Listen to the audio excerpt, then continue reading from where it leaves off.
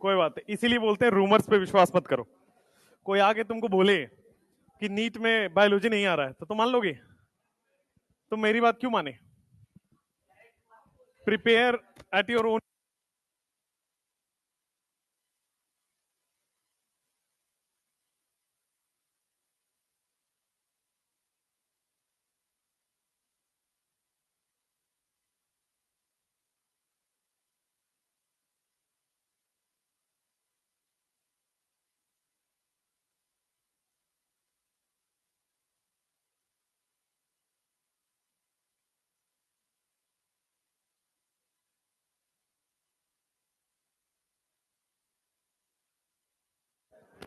हाँ भाई, अब मैं पहुंच पा रहा हूं क्या? आवाज के माध्यम से पहुंच पा रहा हूं? बढ़िया। तो आज आपकी थर्ड लास्ट क्लास है। इसके बाद वेडनेसडे के दिन आपसे हम अलविदा कहेंगे। क्या? सब कराएंगे, टेंशन मत लो। लिखिए, आज आपका अमाइन और डाइअजोनियम होगा, ठीक है?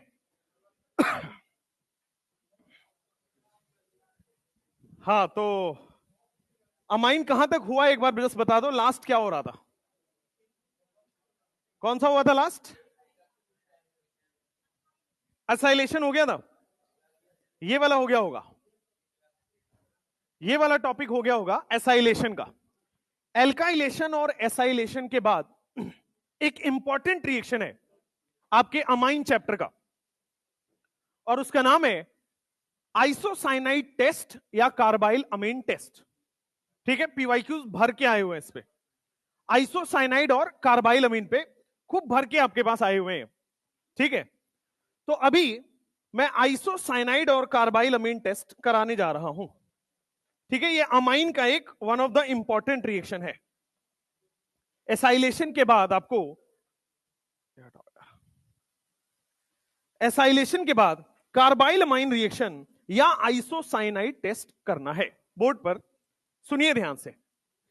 जैसे हमने पढ़ा है कि अल्कोहल का कुछ टेस्ट पढ़ा था हमने, फिर हमने एल्डिहाइड का टेस्ट पढ़ा, कीटोन का टेस्ट पढ़ा।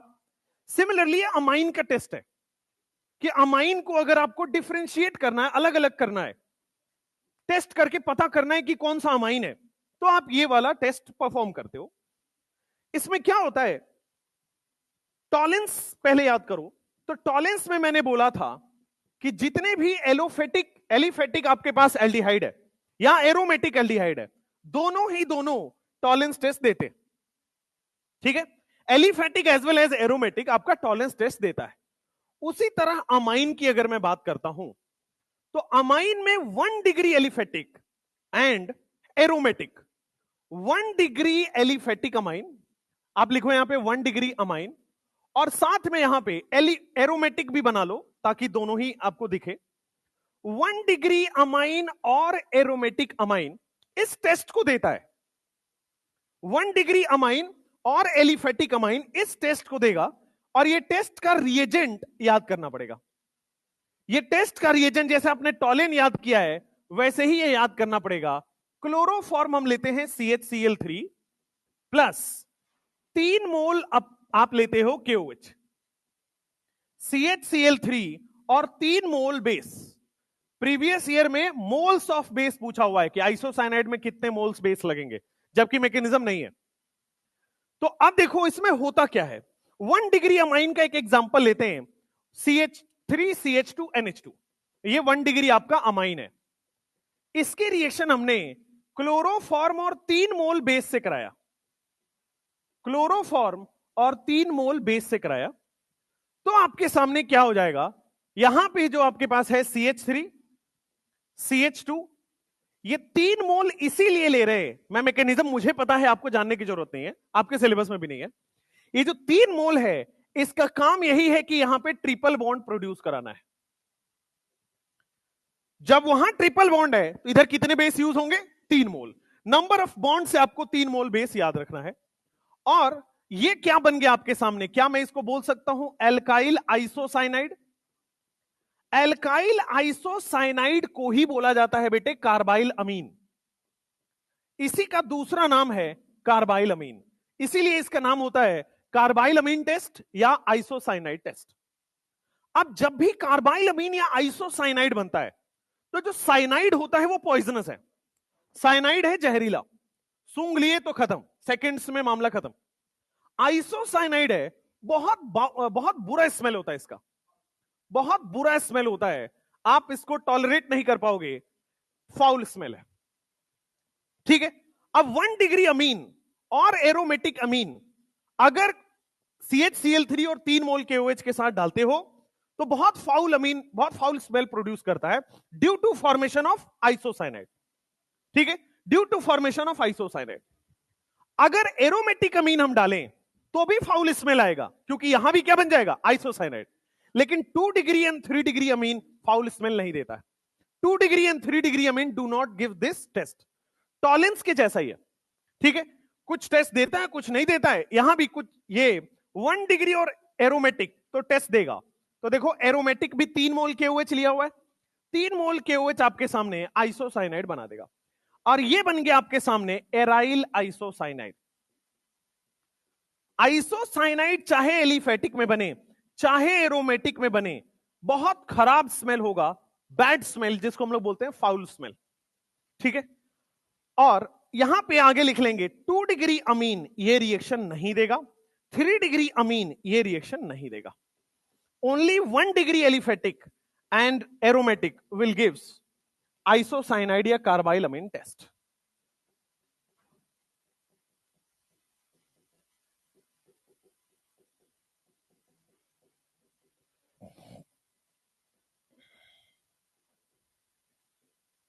ये टेस्ट है, सिंपली आपसे टेस्ट पूछा जाता है कि कार्बाइल अमीन टेस्ट कौन सा डिग्री ऑफ अमाइन देगा, इससे क्वेश्चन सीधा आता है। कार्बाइल अमीन टेस्ट से कौन पॉजिटिव टेस्ट देगा, 1 डिग्री, कौन नहीं देगा, 2 डिग्री 3 डिग्री। एलिफेटिक सारे ही देंगे, all aliphatic will give foul smell. ठीक है, और इसको याद करने का सिंपल तरीका है कि अगर आप रिएक्टेंट में 3 मोल बेस ले रहे हैं तो प्रोडक्ट में भी ट्रिपल बॉन्ड बनेगा, N ट्रिपल बॉन्ड C। आप चाहे तो नाइट्रोजन 4 बॉन्ड बना रहे हैं तो नाइट्रोजन पे कौन सा चार्ज आता है, प्लस चार्ज, तो आप चाहे तो यहां प्लस लिख सकते हैं, नहीं भी लिख सकते, आपकी मर्जी है। तो आइसोसाइनाइड जब भी बनेगा फाउल स्मेल होगा, क्लोरोफॉर्म और 3 मोल बेस आपको लेना पड़ेगा। आइसोसाइनाइड टेस्ट में आपका रिएजेंट जो होता है that is chloroform and 3 mole base. Simple कहानी यही है।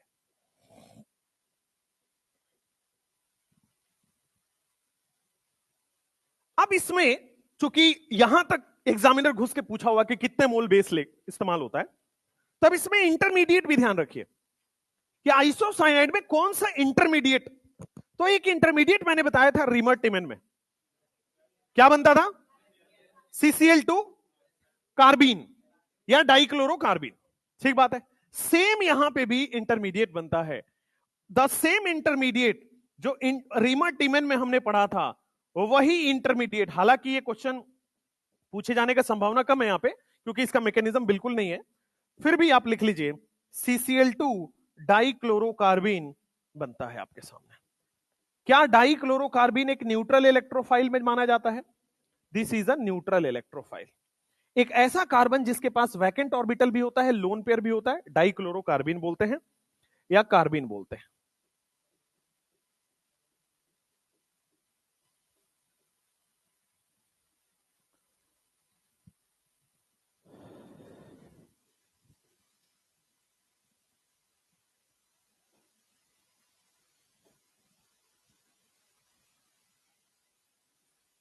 इसको फटाफट आप नोट डाउन करिए।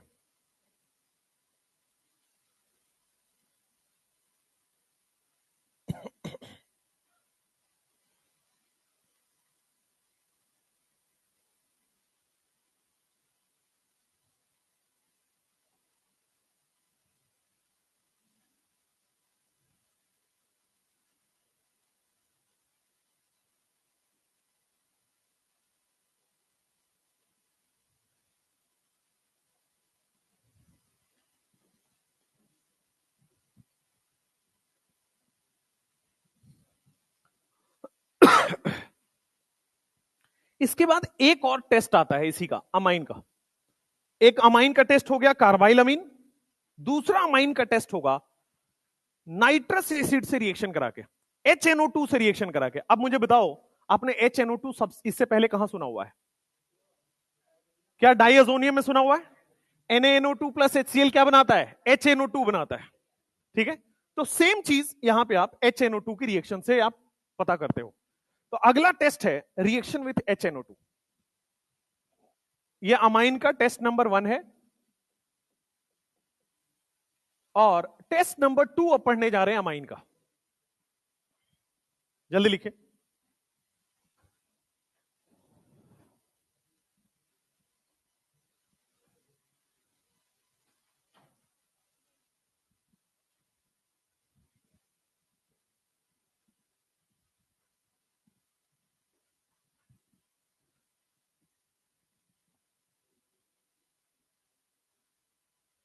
हो गया?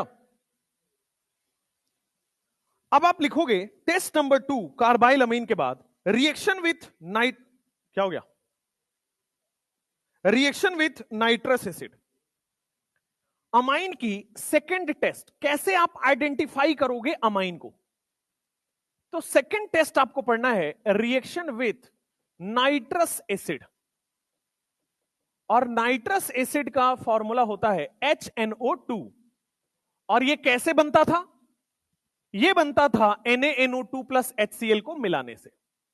और ये हमने पढ़ रखा है कि जब भी डाइअजोनियम सॉल्ट बनाना होता है तो डाइअजोनियम सॉल्ट हम इसी से बनाते हैं, NaNO2 HCl से या HNO2। ये हमने ऑलरेडी पहले देखा हुआ है। अब यहां पे तीनों डिग्री से हम रिएक्शन कराते हैं।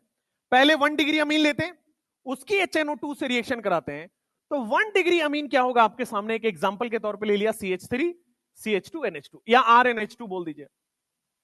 सिमिलरली 2 डिग्री अमीन की रिएक्शन कराओगे तो 2 डिग्री अमीन में CH3 CH ऊपर CH3 और यहां पे आ जाएगा NH2। This is 2 degree amine. इसी की रिएक्शन HNO2 की रिएक्शन अगर मैं 3 डिग्री अमीन से कराता हूं तो कैसे ये टेस्ट देगा, बोर्ड पर देखिएगा। क्या हो गया? अच्छा, यहां बना दो NH और फिर बना दो CH3, और फिर यहां बना दो CH3N और फिर बना दो CH3। अब आपके पास ये 1 डिग्री 2 डिग्री 3 डिग्री अमीन आ गया। मान लेते हैं इसकी रिएक्शन अब कराओ HNO2 से, इसकी रिएक्शन आप कराओगे HNO2 से। तो HNO2 का ना मैं स्ट्रक्चर बनाता हूं। HNO2 का स्ट्रक्चर क्या आप ऐसे बना सकते हो? This is HNO2, N double bond हो OH OH, this is HNO2। ये नाइट्रस एसिड है। अब इसकी रिएक्शन हम यहां कराते हैं तो हमने ऑलरेडी पहले पढ़ा हुआ है कि 1 डिग्री अमीन जितने भी होंगे वो HNO2 या NaNO2 HCl के साथ क्या बनाता है? डाइअजोनियम। हमने पढ़ा हुआ है कि 1 डिग्री अमीन जितने भी होंगे they all will give diazonium salt. तो डाइअजोनियम क्या होता है? ये जो NH2 है वो कहां कन्वर्ट हो जाता है? N2 में, N2 प्लस। और यहां पे अगर मान लो आपने यहां पे चूंकि मेन क्या है NaNO2 HCl, तो वहां पे N2 प्लस होगा और क्या आ जाएगा? Cl minus. नहीं होगा तो Br माइनस I माइनस, कुछ भी ले सकते हो वहां पे। तो मेन क्या है आपके सामने? 1 डिग्री अमाइन जितने होंगे अगर उसकी रिएक्शन आपने NaNO2 HCl या HNO2 से कराया तो क्या बन जाएगा आपके सामने? डाइअजोनियम और सॉल्ट बनता है। क्योंकि केटाइन और एनाइन है तो इसको क्या बोल देंगे? ओवरऑल सॉल्ट है। तो डाइअजोनियम सॉल्ट है। ठीक है, अब डाइअजोनियम सॉल्ट में हमने hello alkane hello Areen chapter में पढ़ा है कि ये बहुत अच्छा लिविंग ग्रुप होता है। N2 is the best leaving group. दुनिया का सबसे अच्छा लिविंग ग्रुप कौन है? N2।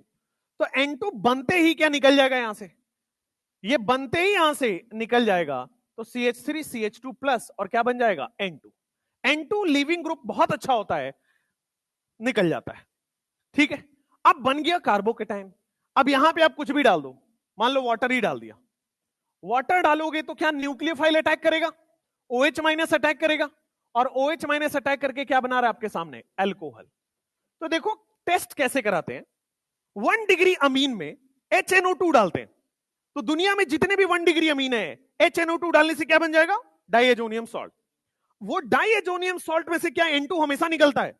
N2 निकल जाएगा, क्या बच जाएगा? कार्बोकेटाइन। वाटर की प्रेजेंस में क्या बन जाएगा? वो अल्कोहल। तो 1 डिग्री अमीन वाटर की प्रेजेंस में क्या बना लेता है? अल्कोहल। अब 2 डिग्री की रिएक्शन कराते हैं।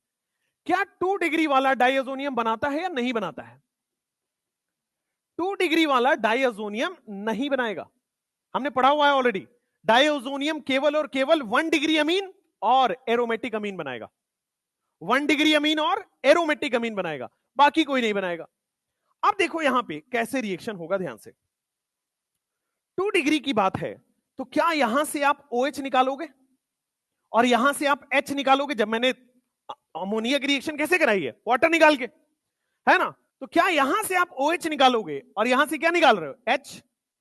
तो क्या बन जाएगा आपके सामने? दिस विल बी, देखो आप CH3, क्या N आपके सामने आ गया है? इस N से देखो तो CH3 जुड़ा हुआ है। क्या ये अगला N से जुड़ेगा, डबल बॉन्ड हो? देख लो, वाटर निकलने के बाद क्या यही स्ट्रक्चर बन रहा है? आफ्टर रिमूवल ऑफ वाटर, यहां पे लिख लीजिए, वाटर रिमूव होगा और आपके सामने ये जो बना है इसको बोला जाता है N नाइट्रोसोअमीन। ये जो बन गया इसको क्या बोला जाता है? N नाइट्रोसोअमीन। ठीक है, ये जो N नाइट्रोसोअमीन है, क्या ये फर्दर अल्कोहल बना सकता है? नहीं भाई, यहां पे N2+ बना ही नहीं, यहां अल्कोहल बन ही नहीं सकता। ये क्या बना रहा है? N नाइट्रोसोअमीन। और N नाइट्रोसोअमीन जो होता है ना, वो येलो कलर का ऑयली लेयर दिखाता है। जब ये बनाओगे it gives yellow oily layer. तो 1 डिग्री में HNO2 डालने के बाद अल्कोहल बन रहा था, 2 डिग्री डालने के बाद क्या वो येलो कलर का कंपाउंड बना देगा? और येलो कलर का कंपाउंड क्या है? N नाइट्रोसोअमीन। इस टेस्ट को बेटा अलग से, ये 2 डिग्री अमीन वाले टेस्ट को अलग से लिबरमैन नाइट्रोसो टेस्ट भी बोला जाता है। लिबरमैन्स नाइट्रोसो टेस्ट। 2 डिग्री अमीन, अगर आप नाइट्रस एसिड से रिएक्शन कराओगे, वाटर निकलेगा और N नाइट्रोसोअमीन बनता है। N नाइट्रोसोअमीन बनने का प्रोसेस पूरा लिबरमैन नाइट्रोसो टेस्ट होता है, येलो ऑयली लेयर दिखाता है। 3 डिग्री अमीन में क्या बेटा रिएक्शन, वाटर निकल सकता है या नहीं निकलेगा? वाटर निकल सकता है या नहीं निकलेगा? नहीं निकलेगा। वाटर नहीं निकलेगा तो ये रिएक्शन नहीं करेगा। तो क्या 1 डिग्री, 2 डिग्री, 3 डिग्री अलग अलग बिहेवियर शो कर रहा है? तो क्या ये टेस्ट हो गया? 1 डिग्री वाले में क्या वो अल्कोहल बना देगा? 2 डिग्री वाले में कुछ येलो कलर का अलग ही बना देगा? 3 डिग्री वाला रिएक्शन ही नहीं करेगा? तो तीनों अलग अलग टेस्ट दे रहा है, इसी को कहते हैं टेस्ट। एक ही रिएजेंट 3 अलग अलग रिएक्शन दे, यही तो टेस्ट है।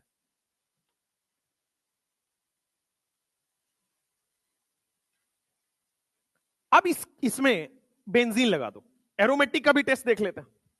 अब इसमें बेंजीन लगा लो तो सेम बनेगा, ध्यान दीजिएगा। अगर आप 1 डिग्री अमीन में बेंजीन लगा देते हो, नीचे लिखता हूं, मान लो बेंजीन में डायरेक्टली NH2 लगा हुआ है, तो क्या ये 1 डिग्री है कुछ और है? 1 डिग्री है। 1 डिग्री की जब HNO2 से रिएक्शन कराओगे तो क्या होता है? क्या डाइजोनियम बनता है? 1 डिग्री हमेशा डाइएजोनियम बनेगा, चाहे एलोफेटिक में हो चाहे एरोमेटिक में हो। तो 1 डिग्री बन गया डाइएजोनियम सॉल्ट। डाइएजोनियम में क्या सबसे अच्छा लीविंग ग्रुप होता है? तो N2 कभी भी रिएक्शन में आए हमेशा लीव करेगा, और वाटर हमेशा लीव करेगा। वाटर की प्रेजेंस में क्या वहां पे फिनॉल बना लेगा? वो बिल्कुल सही है। N2 लीव करेगा, वहां प्लस चार्ज आएगा, क्योंकि N2 जब लीव करेगा तो इसका भी इलेक्ट्रॉन लेके लीव करता है। लिविंग ग्रुप की यही टेंडेंसी है कि अपने इलेक्ट्रॉन तो लेके जाएगा, इस सामने वाले का भी लेके चला जाएगा। तो क्या यहां पे प्लस चार्ज आएगा, और प्लस चार्ज यहां से माइनस लेके अल्कोहल बना दिया, OH, फिनॉल बन जाएगा।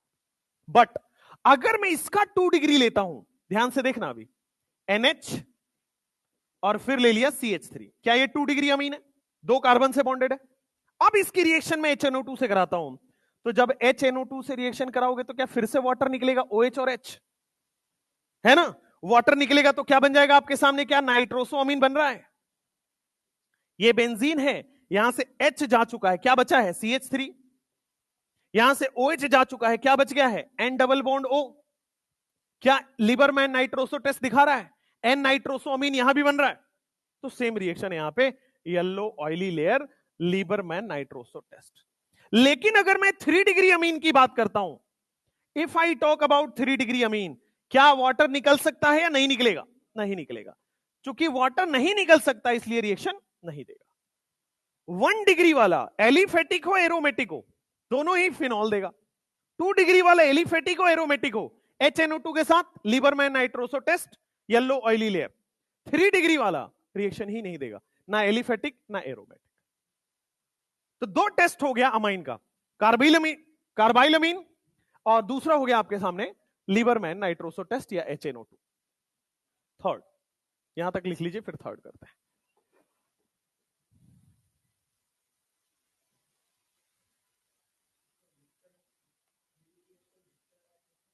आएंगे अभी, विक्टर मेयर पे आ रहे हैं।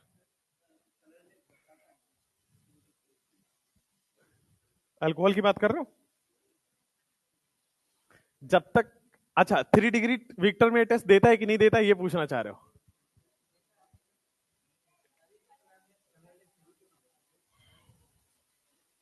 बहुत अच्छा लॉजिक है तुम लोगों का। भाई कलर अगर कोई दिखाए तभी तो वो टेस्ट परफॉर्म करेगा।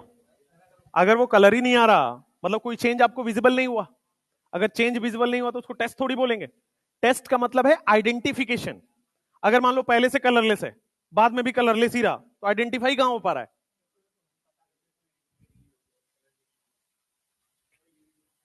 नहीं होगा। हाँ,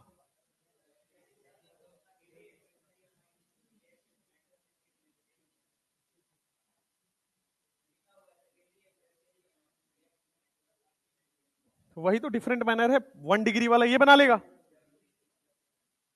मतलब इस वो लिखा हुआ है कि इससे अलग बिहेवियर शो करेगा। अलग मैनर का मतलब इससे अलग बिहेवियर शो करेगा, ठीक है ना? तो अलग बिहेवियर क्या है? ये येलो ऑयली लेयर देगा और ये रिएक्शन ही नहीं देगा, डिफरेंट बिहेवियर शो करेगा। 3 डिग्री विल रिएक्ट। अब देखो ना, कोई भी एलिमिनेशन रिएक्शन हो सकता है, पॉसिबल ही नहीं है, वहां एसिडिक एच नहीं है।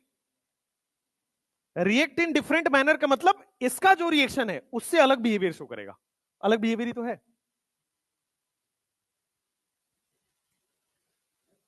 टेस्ट 2 के बाद अब आ जाओ टेस्ट 3 पे। टेस्ट 2 के बाद टेस्ट 3, और बहुत पॉपुलर टेस्ट है ये, आपने सुना भी होगा कई बार, हिंसबर्ग टेस्ट। सुना है आपने? हिंसबर्ग रिएजेंट के बारे में सुना है? आइए समझते हैं हिंसबर्ग टेस्ट और हिंसबर्ग रिएजेंट। हिंसबर्ग टेस्ट क्या होता है, ध्यान से देखिए। हिंसबर्ग टेस्ट परफॉर्म किया जाता है हिंसबर्ग रिएजेंट की मदद से। अब हिंसबर्ग एक साइंटिस्ट थे, उन्होंने अपना एक रिएजेंट दिया और इस रिएजेंट का नाम है बेंजीन सल्फोनिल क्लोराइड। और बेंजीन सल्फोनिल क्लोराइड आपके सामने ये लिखा हुआ है structure, benzene sulphonyl chloride, BSC। अब बेंजीन सल्फोनिल क्लोराइड की मान लीजिए 1 डिग्री अमाइन से रिएक्शन कराओगे तो क्या होगा, 2 डिग्री से कराओगे तो क्या होगा। अभी आइए एक एक करके उसके बारे में पढ़ते हैं। हिंसबर्ग रिएजेंट यही है कि हिंसबर्ग की रिएक्शन इससे होगी। अब ये टेस्ट कैसे देता है, ध्यान से देखिएगा। मैं एक 1 डिग्री का एग्जांपल ले लेता हूं, CH3 CH2 NH2। ये 1 डिग्री अमीन है, इसके रिएक्शन हम BSC से कराते हैं, यानी कि बेंजीन सल्फोनिल क्लोराइड से करा रहे हैं। ये बन गया बेंजीन, ये बन गया सल्फोनिल, ये बन गया क्लोराइड, बेंजीन सल्फोनिल क्लोराइड। मान लीजिए मैं 2 डिग्री से इसकी रिएक्शन कराने चले जाऊं, तो 2 डिग्री से जब आप रिएक्शन कराओगे तो आपके सामने BSC बना दो, बेंजीन सल्फोनिल क्लोराइड। हिंसबर्ग ने BSC रिएजेंट दिया था, सिंपल। यहां पे अगर आप 3 डिग्री में जा रहे हो तो क्या ये NCH3 CH3 बन रहा है, और NCH3 CH3 की जब आप बेंजीन सल्फोनिल से रिएक्शन कराओगे तो क्या बनेगा। अब सब लोग बोर्ड पर देखिए। मैंने बोला है कि नाइट्रोजन कंटेनिंग कंपाउंड की रिएक्शन क्या हमेशा वाटर एलिमिनेट होता है, H2O एलिमिनेट होता है, कोई ना कोई चीज एलिमिनेट होगा। यहां पे कॉमन सेंस लगाओ, क्या एलिमिनेट हो रहा है? क्या HCl एलिमिनेट हो रहा है? नाइट्रोजन से यहां H निकलेगा और यहां से क्या निकलेगा, Cl। तो HCl एलिमिनेट हो गया, तो यहां से HCl माइनस हो जा रहा है। तो HCl माइनस करने के बाद प्रोडक्ट क्या बन रहा है, जरा बोर्ड पे देखिएगा। बेंजीन, क्या ये S double bond O, S double bond O बन जाएगा? क्या Cl निकल चुका है और वहां से H निकल चुका है, क्या बचा, NH। फाइनली क्या बन गया आपके सामने, CH3 CH2, ये बन गया आपके सामने। बढ़िया। एक चीज नोट करने की है यहां पे कि ये जो बना है इसमें ये वाला जो हाइड्रोजन है, क्या वो एसिडिक एच है? जो बना है क्या इसमें एसिडिक एच है? ठीक है। अब दूसरे वाले में देखो कि दूसरे वाला रिएक्शन कराओगे तो फिर से H और फिर से Cl निकलेगा। भाई नाइट्रोजन से निकलता है तो फिर से H और फिर से Cl निकलेगा। तो देखो आपके सामने क्या बेंजीन बन रहा है, बेंजीन सल्फोनिल भी बन गया। अब क्लोराइड Cl हट चुका है, क्या वहां पे N बच चुका है और उस N में 2 CH3 जुड़ा हुआ, क्या यही बनेगा? थर्ड वाले में ध्यान से देखो, थर्ड वाले में क्या HCl एलिमिनेट हो सकता है क्या? नहीं। तो जब HCl है ही नहीं तो ये रिएक्शन नहीं देगा। अब देखो यहां पे एसिडिक H है, दूसरे वाले में एसिडिक H नहीं है, ठीक है ना? यहां पे लिखो नो एसिडिक H, कोई भी एसिडिक H यहां नहीं है। लेकिन क्या ऊपर वाले में एसिडिक H है? बढ़िया। तो अगर आप इसको बेस डाल दो, कोई भी KOH डाल दो, NaOH डाल दो, आपकी मर्जी है, कोई भी बेस, स्ट्रॉन्ग बेस के नाम पे कोई भी आप डाल दो, तो बेस किससे रिएक्ट करेगा? क्या ऊपर वाले से या नीचे वाले से? ऊपर वाले से। क्यों रिएक्शन करेगा? क्योंकि एसिडिक H है। तो ये बेस में डालने के बाद चूंकि एसिडिक H है, रिएक्शन करके सॉल्युबल कर लेता है। लेकिन चूंकि यहां एसिडिक H नहीं है तो क्या एसिड बेस रिएक्शन होगा? नहीं। तो ये सॉल्युबल नहीं हो पाएगा, इनसॉल्युबल, और ये रिएक्शन करता ही नहीं है। हिंसबर्ग ने क्या बोला, 1 डिग्री अमीन को BSC में डालोगे, HCl निकलेगा और एसिडिक H बच जाएगा। एसिडिक H जो बच गया उसकी वजह से एसिड बेस रिएक्शन होकर सॉल्युबल हो जाएगा। 2 डिग्री में एसिडिक H नहीं बच रहा है तो सॉल्युबल नहीं हो रहा है। 3 डिग्री में है ही नहीं H तो कभी भी रिएक्शन ही नहीं करेगा। तो हिंसबर्ग ने सिंपल बोला, सॉल्युबिलिटी इनसॉल्युबिलिटी के बेसिस पर टेस्ट। 1 डिग्री अमाइन BSC में जाएगा, फिर बेस में जाके सॉल्युबल हो जाएगा। 2 डिग्री अमीन BSC में जाएगा बट बेस में इनसॉल्युबल रह जाएगा। 3 डिग्री वाला BSC से ही रिएक्ट नहीं करेगा। तो क्या तीनों अलग अलग बिहेवियर शो कर रहा है? यही टेस्ट है। लिख लीजिए फटाफट से। हाँ हाँ, CH2 CH3 बन जाएगा, उल्टा हो गया इधर।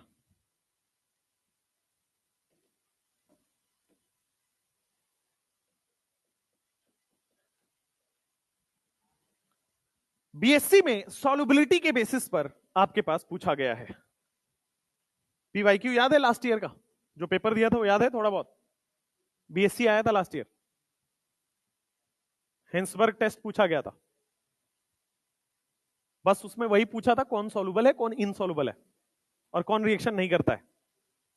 क्वेश्चन था which of the following compound is insoluble in benzene sulphonyl chloride. कौन है इनसॉल्युबल 2 डिग्री में? टेस्ट से 1 लाइनर क्वेश्चन आते हैं, टेस्ट से कभी भी रिएक्शन परफॉर्म करने के लिए नहीं आएगा। टेस्ट से एक एक लाइन का क्वेश्चन है, कौन टॉलिन देगा, कौन फेलिंग देगा, कौन हिंसबर्ग देगा, कौन मस्टर्ड ऑयल देगा। अभी आगे मस्टर्ड ऑयल पढ़ने वाले। क्या करेंगे?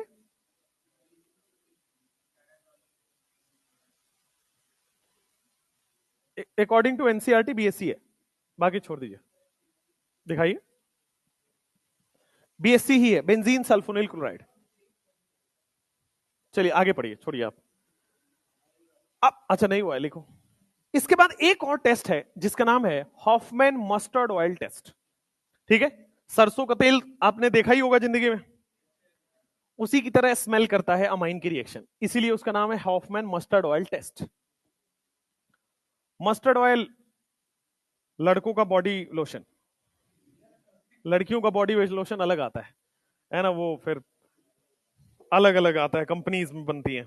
हमारा यहाँ सरसों का तेल ले आ दो बस, है ना। बाल में नहीं लगाना चाहिए भाई, ये बाल जो गए हैं ना वो उसी का निशानी है, इसलिए मेरी माने तो ना लगाएं, ठीक है। हमारे घर वालों ने कंफ्यूज कर दिया था, सरसों तेल से बाल नहीं गिरता है, बाद में पता चला वही उड़ता है, सबसे ज्यादा वही गिराता है। तो पहले वाला जब मेरा रूप देखोगे तो पूरा सरसों तेल लगा के ऐसे करके, अजय देवगन वाली स्टाइल याद है तुमको, चिपका के पूरा बाल, एकदम दूर से ही दिख जाए कि कोई चोमू इंसान आ रहा है ना, उस टाइप के। घर वाले जैसे रखते थे बेचारे वैसे ही आदिवासी लगाए। बेटा उससे डर लगता है कि वो हाथ में लगाएंगे, पता लगे यहां यहां ना आ जाए बाल। वो जिस तरह से अपना प्रमोशन करते हैं कि लगाते ही बाल आ जाएगा, तो हमको डर लगता है कि हाथ में कहीं डाला यहीं पे बाल ना उगना स्टार्ट हो जाए। आदिवासी से इसलिए मैं दूर रहता हूं।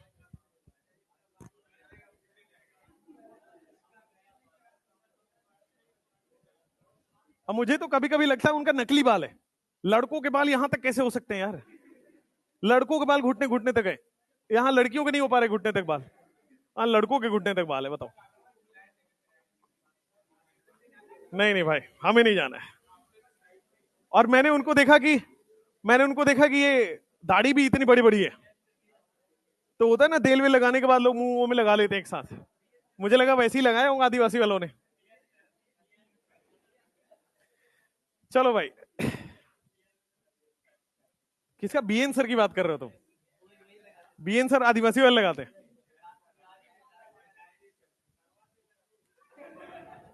तुम्हें सब कुछ का बड़ा पता है। चलो भाई, टीचर्स की निजी जिंदगी में ना जाएं, बोर्ड पर देखो। हाँ भाई फटाफट लिखो। सुधांशु सर वो आदिवासी ऑयल ही बनाते हैं।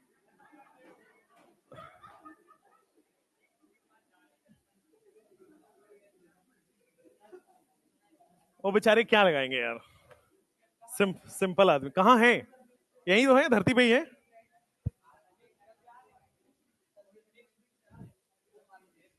अब ये तुम उनसे बात करो, मुझे नहीं पता। ऐसा कोई रूल नहीं है, हमारे जाने के बाद 3 क्लास हो जाएगी तुम्हारी। राइट, आपके बाद 3 क्लास होगी। अब वो मुझे नहीं पता यार, मैं तो आजकल पैकिंग में लगा हूं। एक तो इतना दिक्कत होता है ना शिफ्टिंग में, लेकिन नौकरी है, क्या करें। कहां जा रहे हैं? पटना छोड़ के जा रहे हैं,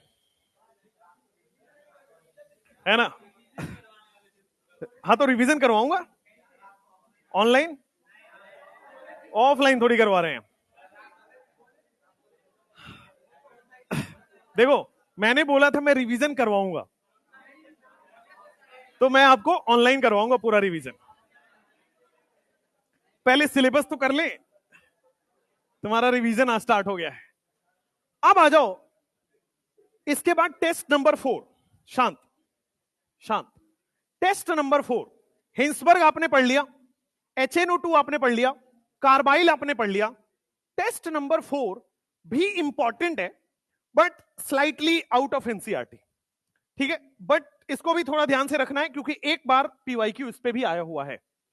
इस टेस्ट का नाम है Hofmann mustard oil test. Hofmann alkene आपने पढ़ा है क्या? ये वही वाले साइंटिस्ट हैं। हॉफमैन मस्टर्ड ऑयल टेस्ट,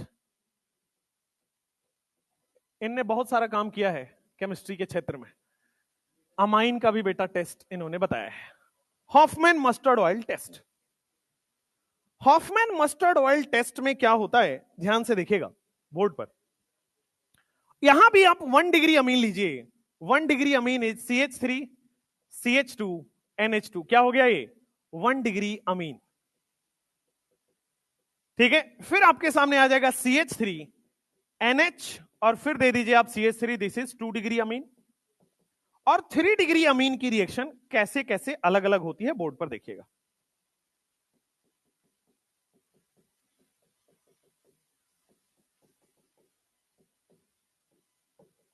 अब 1 डिग्री, 2 डिग्री, 3 डिग्री अमीन, इसकी reaction Hofmann mustard oil test में आपने कार्बन डाइऑक्साइड के बारे में तो सुना ही होगा। CO2 पोलर होता है कि नॉन पोलर होता है? पोलर या नॉन पोलर? नॉन पोलर होता है, क्योंकि इसका डाइपोल और इसका डाइपोल कैंसल आउट कर रहा है, म्यू 0 हो रहा है। अच्छा, कार्बन डाइसल्फाइड के बारे में भी सुना होगा आपने। This is renownedly known as non polar solvent. Carbon disulphide, CCl4, benzene, N-हेक्सेन, ये सब क्या है? नॉन पोलर सॉल्वेंट है। तो they are non polar solvent. यही सॉल्वेंट हम यहां इस्तेमाल करते हैं।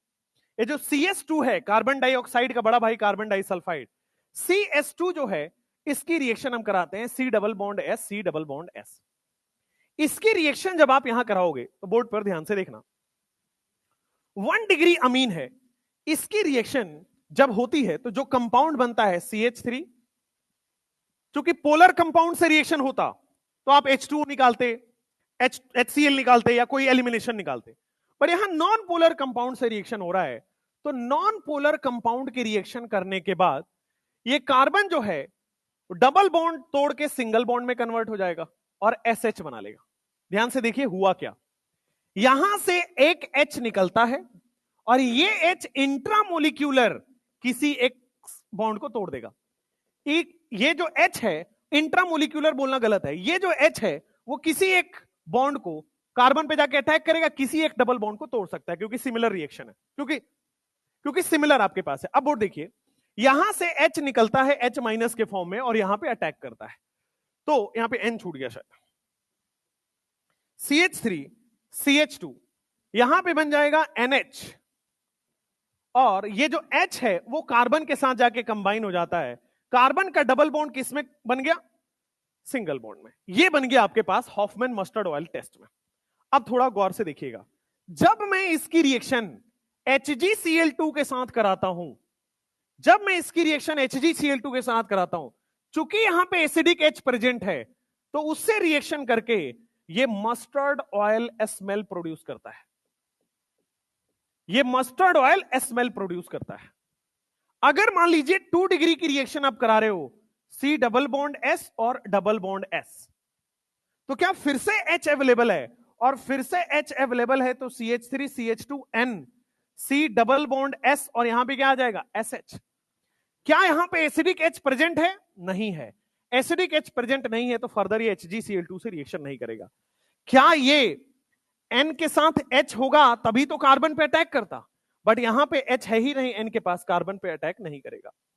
तो हॉफमैन मस्टर्ड ऑयल टेस्ट है कार्बन डाइसल्फाइड की टेस्ट। कार्बन डाइसल्फाइड पहली बार 1 डिग्री जो है वो मस्टर्ड ऑयल प्रोड्यूस करेगा, 2 डिग्री रिएक्शन करेगा बट मस्टर्ड ऑयल प्रोड्यूस नहीं करेगा, 3 डिग्री रिएक्शन ही नहीं करेगा। तो सिंपल रिएक्शन है। 1 डिग्री रिएक्शन करेगा, मस्टर्ड ऑयल स्मेल देगा, 2 डिग्री रिएक्शन करेगा, मस्टर्ड ऑयल स्मेल नहीं देगा, 3 डिग्री रिएक्शन ही नहीं देगा। तो यही है आपके पास अमाइन की मस्टर्ड ऑयल की रिएक्शन। ठीक है, ये कुल मिला के रट्टाफिकेशन है। इसका बहुत ही एब्रप्ट सा मैकेनिज्म है, मैकेनिज्म भी इसका फुल्ली प्रूफ नहीं है, बहुत ही एब्रप्ट सा मैकेनिज्म है। एक बार इंट्रामोलिकुलर हो जाता है और फिर रिएक्शन होता है, रीअरेंजमेंट है बेसिकली ये। लिख लीजिए, आपको तो याद करना है कि कौन स्मेल देगा कौन स्मेल नहीं देगा। 1 डिग्री स्मेल देगा, 2 डिग्री रिएक्ट करेगा बट स्मेल नहीं देगा, 3 डिग्री रिएक्ट ही नहीं करेगा, खत्म। आप में टेस्ट में कभी भी प्रोडक्ट लिखने नहीं आएगा, रिएक्शन लिखने नहीं आएगा। टेस्ट में बस ये पता होना चाहिए कौन क्या कर रहा है। 1 डिग्री स्मेल दे रहा है, 2 डिग्री स्मेल नहीं दे रहा है, 3 डिग्री रिएक्शन ही नहीं कर रहा। सिमिलरली हिंसबर्ग में भी 1 डिग्री सॉल्युबल है, 2 डिग्री इनसॉल्युबल है, 3 डिग्री रिएक्शन ही नहीं करता। सिमिलरली HNO2 में भी 1 डिग्री अल्कोहल बना लेगा, 2 degree nitroso yellow amine yellow oily layer N nitrosamine liver में नाइट्रोसो टेस्ट, 3 डिग्री वाला रिएक्शन ही नहीं देता। सिमिलरली कार्बाइल अमीन में 1 डिग्री फाउल स्मेल देगा, 2 3 नहीं देगा, एरोमेटिक फाउल स्मेल देगा। वही है, तो आपको बस बिहेवियर पता होना चाहिए टेस्ट का। 3 डिग्री आप देखोगे तो कहीं भी रिएक्शन नहीं कर रहा। अमाइन की खास बात है कि 3 डिग्री किसी में रिएक्शन नहीं कर रहा, बनता ही नहीं है।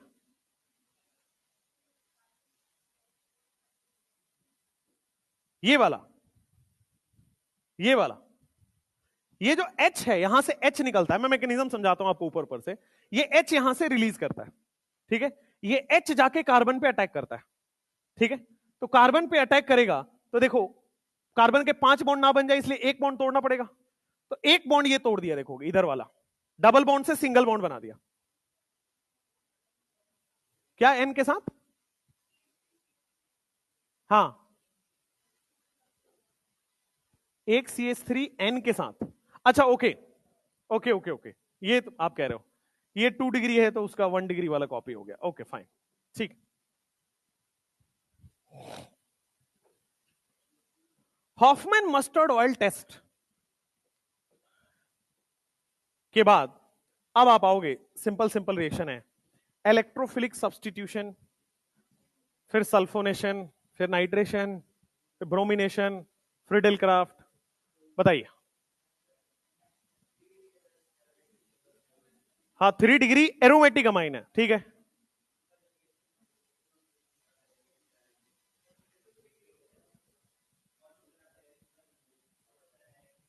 आप पहले बोल के आ रहे हो, एक बार बताओ। 3 डिग्री एरोमेटिक अमाइन है, मान लो मैंने NCH3 CH3, ये 3 डिग्री एरोमेटिक अमाइन हो गया। अब बताओ, HNO2 के साथ रिएक्शन कराते हैं, ठीक बात है, बट NO2 इलेक्ट्रोफाइल बनेगा कहां? इसके साथ कुछ ना कुछ होना चाहिए ना। भाई जब आप इसमें कॉन्क H2SO4 डालोगे तब तो इसका H+ निकालेगा, तब तो वो इलेक्ट्रोफाइल बनेगा। HNO2 अपने आप इलेक्ट्रोफाइल थोड़ी बनता है भाई। इलेक्ट्रोफाइल कभी भी बन रहा है, देखो दो रिएजेंट है, ताकि यहां से कोई H+ निकाले तब वो NO2+ बने। समझ में आ रहा है? तब वो ऑर्थो पैरा होगा। हाँ क्यों नहीं, ऑर्थो नहीं जाएगा बिकॉज रिपल्सन होगा, पैरा जाएगा। अभी आ रहे हैं, उसी वही वाला टॉपिक है ये, इलेक्ट्रोफिलिक सब्स्टिट्यूशन। अगला टॉपिक इलेक्ट्रोफिलिक सब्स्टिट्यूशन। सबसे पहले हम लोग हेलोजिनेशन ऑफ अमाइन पढ़ने जा रहे हैं। Halogenation of amine. हेलोजिनेशन के अंदर हम लोग पढ़ेंगे ब्रोमिनेशन, ठीक है? जैसा ब्रोमिनेशन है वैसा ही क्लोरिनेशन एंड सो ऑन। अब देखिए, अगर मैं अमाइन लेता हूं तो क्या ये +M दिखाएगा या -M दिखाएगा? +M दिखाएगा। अगर +M वाला है तो इलेक्ट्रॉन डोनेटिंग ग्रुप है या विड्रॉइंग ग्रुप है? डोनेटिंग ग्रुप है। अगर डोनेटिंग ग्रुप है तो क्या ये ऑर्थोपैरा डायरेक्टिंग होगा या मेटा? ऑर्थोपैरा। तो जितने भी आपके पास इलेक्ट्रॉन डोनेटिंग +M वाले हैं वो सारे क्या दिखाते हैं? ऑर्थोपैरा डायरेक्टिंग दिखाते हैं। बढ़िया, ऑर्थोपैरा डायरेक्टिंग दिखाते हैं। अगर मैं इसकी रिएक्शन Br2 पोलर के साथ कराऊं, अगर मैं इसकी रिएक्शन Br2 पोलर के साथ कराऊं तो क्या होता है? पोलर सॉल्वेंट की प्रेजेंस में ये जो एनिलीन है वो हर ऑर्थोपैरा पे Br Br Br लगा देता है। अगर मैं Cl2 और पोलर लगाऊंगा तो हर ऑर्थोपैरा पे Cl Cl Cl लगा देगा। In case of polar solvent वो हर जगह सब्स्टिट्यूशन कर देता है, ठीक है? अगर मैं नॉन पोलर सॉल्वेंट लेता हूं CH2, अभी पढ़ा था, नॉन पोलर सॉल्वेंट लूंगा तो in that case it goes into NH2 चला गया, यहां पे क्या चला जाएगा? ऑर्थो। फिर यहां पे क्या चला जाएगा? पैरा। शांत। यहां पे चला जाएगा ऑर्थो और एक बार चला जाएगा para. In non polar solvent, अब नॉन पोलर सॉल्वेंट रिएक्शन आगे फर्दर नहीं कराने देता है, तो इन नॉन पोलर सॉल्वेंट वो बारी बारी से ऑर्थो और पैरा पे जाता है। पोलर सॉल्वेंट के केस में ये तीनों जाता है, ठीक है? अब इसमें एनसीईआरटी का जब पैराग्राफ आप पढ़ोगे, अकॉर्डिंग टू एनसीईआरटी पैराग्राफ, तो ये रिवर्स लिखा हुआ है। इन एनसीईआरटी पैराग्राफ जब आप पढ़ोगे तो ये रिवर्स लिखा हुआ है, और मैं उम्मीद कर रहा था कि इस बार वाली में वो सही कर दें, मतलब वो करेक्ट होके आ जाए, बट इस बार वाले में भी वो करेक्ट नहीं है, ठीक है? तो पहले मैं आपको बता दे रहा हूं कि एक्चुअल फॉरेन ऑथर की हायर स्टैंडर्ड की किताबों से ये आंसर होता है, ठीक है? एक्चुअल फॉरेन ऑथर की हायर रेफरेंस से आप देखोगे तो आंसर, एग्जैक्ट आंसर यही आएगा, बट हम किसको मानेंगे? एनसीईआरटी, चाहे वो गलती क्यों ना हो, ठीक है? तो इसमें आंसर अब क्या आएगा? अकॉर्डिंग टू एनसीईआरटी, चाहे आप पोलर कराओ चाहे आप नॉन पोलर कराओ, हर बार क्या आने वाला है?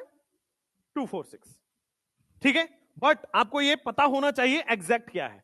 बट एनसीईआरटी में इस बार भी करेक्शन इसका नहीं हुआ है, तो चाहे आप ये कराओ चाहे आप ये कराओ, इट विल ऑलवेज गिव 246।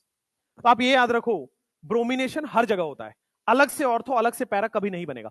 अलग से ऑर्थो पैरा कब बनेगा अभी बताऊंगा, आगे केस, एक केस है जब अलग से ऑर्थो पैरा बनेगा। तो इसको लिखिए और इसको मिटा दीजिए ताकि आपके एनसीईआरटी में नहीं है। अगर एनसीईआरटी में नहीं है तो आपको भी नहीं पढ़ना है, बट सही आपको क्या है वो पता होना चाहिए। तो हर बार ऑर्थो पैरा पर ही बनेगा, राइट? अब मान लो आपका मन किया, हालांकि आपका मन नहीं करेगा, मान लो मन किया कि मैं ऑर्थो ब्रोमीन ही चाहिए, या मान लो आपका मन किया कि पैरा ब्रोमीन ही चाहिए, तो क्या करोगे? ऑर्थो ही चाहिए, पैरा ही चाहिए, तब क्या करोगे?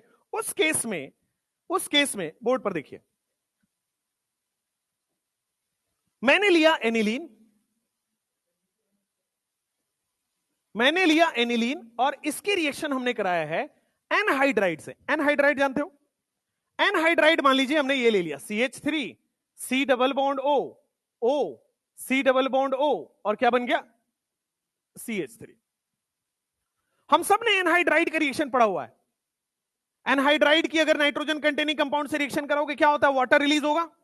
क्या हमने पढ़ा हुआ है? नाइट्रोजन यहां से H2 रिलीज करता है और यहां से O रिलीज करता है, हमने पढ़ा हुआ है ऑलरेडी। तो जब यहां से नाइट्रोजन और वाटर निकल गया, वाटर निकलने के बाद यहां पे बन गया आपके पास N और क्या जुड़ गया आपके पास C डबल बॉन्ड O, और क्या जुड़ गया आपके पास CH3, बन गया। अब देखो क्या हुआ, नाइट्रोजन पहले अपना लोन पेयर पूरा पूरा बेंजीन में दे रहा था।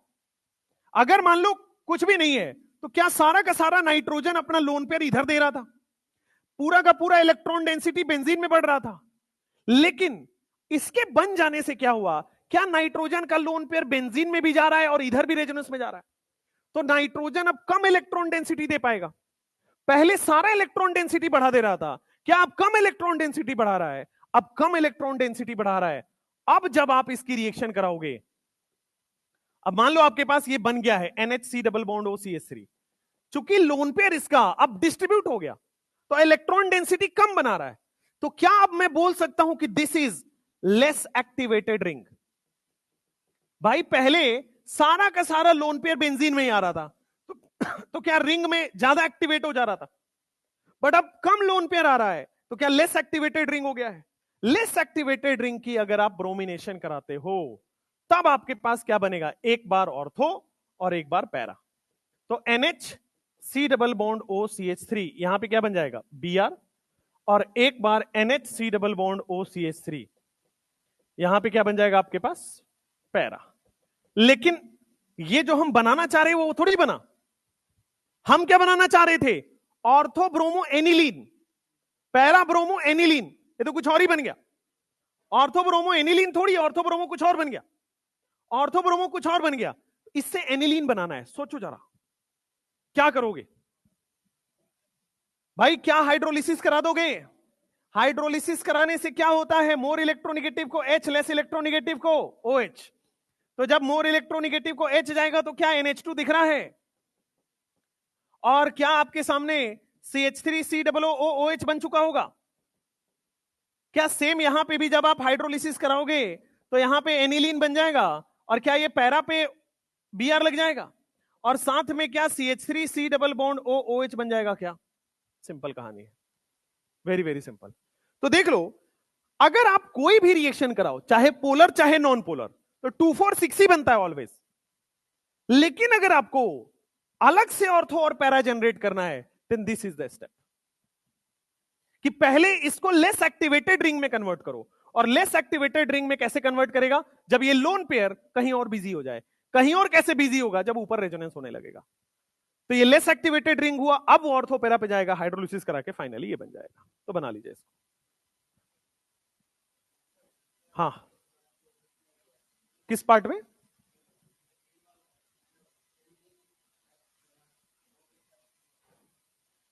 हाँ एक पार्ट,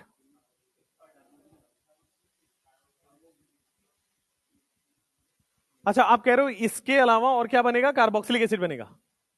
हाँ पूरा बोलो, इसमें एक हाइड्रोजन ज्यादा है एक हाइड्रोजन कम है, ये कहना चाह रहे हो। अच्छा देख लो भाई, तो यहां से H2 निकलेगा और यहां से क्या निकलेगा, O निकलेगा। तो क्या बन गया आपके सामने, अच्छा यहां पे कह रहे हो,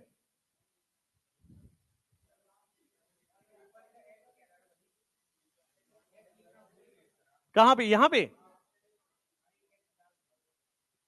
H क्यों आएगा वहां पे, H2O निकला है ना।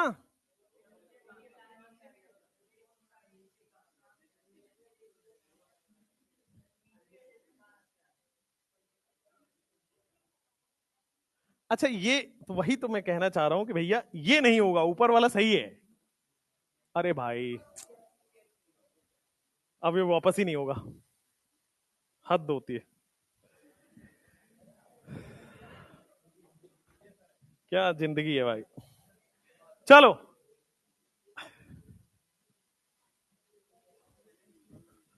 पहले लिखो यार, फिर करेक्शन कराता हूं। ये लिख लिया था ना, चलो ठीक है।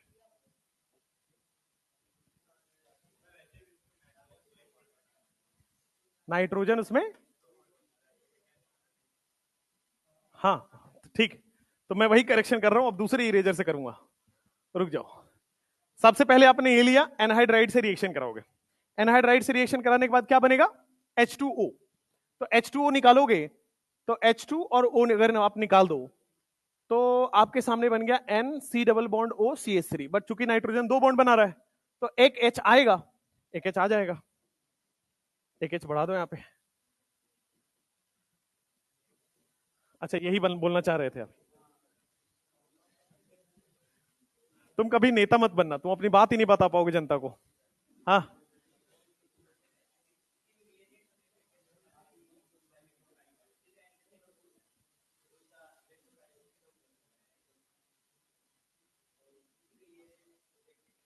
देखिए, इलेक्ट्रोफाइल जनरेट करने के लिए उसके साथ में कोई रिएजेंट होना चाहिए। जैसे कॉन्क HNO3 है तो साथ में H2SO4 दिया ताकि H2SO4 वाटर निकाल के NO2 प्लस बना दे। तो HNO2 के साथ एसिडिक मीडियम होना पड़ेगा, H प्लस लिखना पड़ेगा।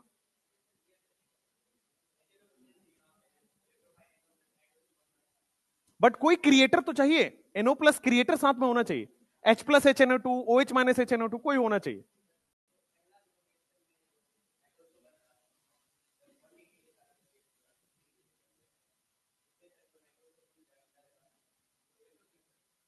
नहीं वो तो वाटर से वाटर निकला है, H2O निकला है बीच से।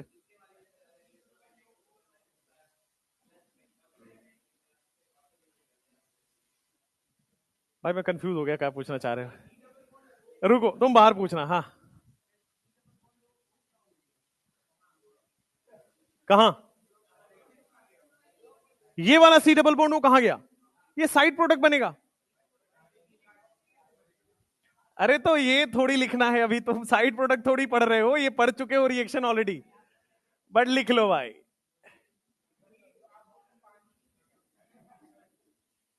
CH3 COOH, वाटर भी तो रिलीज होगा H2O। ए भगवान, तुम लोगों को जरूरत है स्पेशल ट्यूशन की, है ना? एक स्टाफ रूम में ना इतना मोटा डंडा रखा हुआ है कि कभी कोई गया होगा तो उसने देखा होगा, तुम्हारे जैसे बच्चों के लिए रखा हुआ है वो।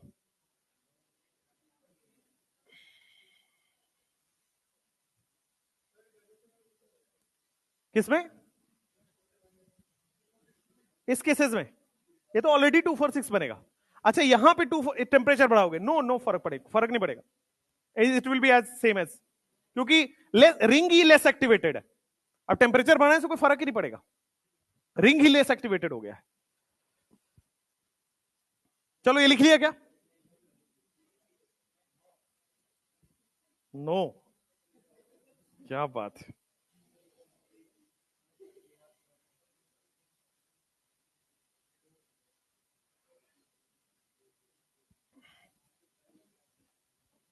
अभी बेचारे बीपीएससी वाले अभी भी बैठे हुए हैं। ये सेम आपके नीट जैसा हो रहा है, सेम आपके नीट जैसा हो रहा है कि हम क्या हेल्प करें, हमको बीपीएससी का भी नहीं पता। ये सेम अब क्या हो गया, कोर्ट में चला गया केस, और गवर्नमेंट यही चाहती थी, गवर्नमेंट यही चाहती थी। आपके पास प्रूफ है नहीं भाई, नीट का पेपर लीक हुआ था, हमारे पास प्रूफ थोड़ी था। गवर्नमेंट यही चाहती है केस कर दो, और सबसे बड़ा बेवकूफी होता है केस करना, राइट? केस कर देते और फिर अब कोर्ट मांगेगा प्रूफ दो, आपका प्रूफ है नहीं। आप वहां पे वीडियो कैमरा लेके थोड़ी गए थे, आप वहां पे सीसीटीवी थोड़ी आपके एक्सेस है आपके पास, या आपके पास कोई कोई भी वीडियो प्रूफ थोड़ी है या ऑडियो प्रूफ थोड़ी है। आपको बस पता है कि लीक हुआ है, ठीक है? किसी को आपने चीटिंग करते पकड़ा है कि मेरे बगल वाले चीटिंग कर रहा था, अब ये कैसे प्रूव करोगे कोर्ट में कि बगल वाले चीटिंग कर रहा था? सीसीटीवी कोई नहीं देगा, गवर्नमेंट नहीं देगा, बगल वाले कहां से दे? अरे तो 10 गवाही दे दे, उसमें क्या फर्क पड़ रहा है? इसलिए आपके नीट में भी ये प्रूव नहीं हो पाया था कि कोई लीक हुआ है। नीट में भी लीक हुआ था बट प्रूफ नहीं हो पाया था कि लीक हुआ है। इसीलिए जब आप स्टेटमेंट पढ़ोगे कोर्ट का तो लिखा हुआ है कि विदाउट एनी प्रूफ हमें ये ऑर्डर देना पड़ रहा है कि रीनीट नहीं होगा। बड़ा लेवल पे भी हुआ था बट प्रूफ नहीं हुआ था। यस, तो यहां भी वही हुआ है, यहां भी सरकार बोलेगी अच्छा प्रूफ करो, प्रूफ है नहीं, बोलेगी ठीक है ठीक है ठीक है। सीसीटीवी लगा हुआ बट गवर्नमेंट वो देगी थोड़ी आपको।